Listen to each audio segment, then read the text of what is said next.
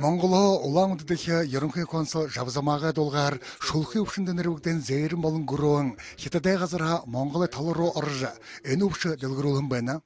Чин зүүн талын эмгуудаа бүх юмалд тарилгахыг дэжа карантинд оруулагдах мэргэлтэд хяналтад байна.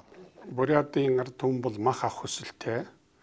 За монголчууд бол мал мах нийлүүлэх тийм сонирхол байна.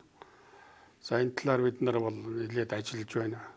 Бурятын хөдөөж ах яамны сайдтай уулзсан. За Закамск районы дарга махны үйлдвэрийн даргатай уулзсан. Улаан-Удын махны үйлдвэрийн даргатай бас уулзлаа. За саяхан бид танай улсын ерөнхийлөгч навигдсан гойтой уулзсан.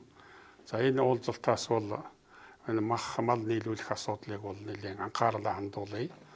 Өнгөрөөшөө бол Монголд нэлээд хүйтэн байж сайн ихээр орж мал яхалга гарзалаа.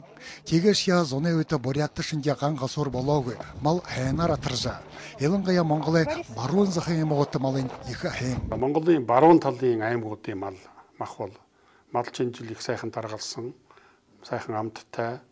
Одоо энэ Бурят улстай Оросын ард түмэн нийлүүлэхэд бол ямар нэгэн саад дотгор байхгүй гэдгийг бас одоо танай улсын ерөнхийлөгчтэй санал солилцож байсан. Ошир тема Монгол орны мал мяхан асрагдах яа болоогийн көрөлдөн саг зурын утгатай. Баяр дамбарын шинэ амар жаргалжин чавын Бурят орны ханинууд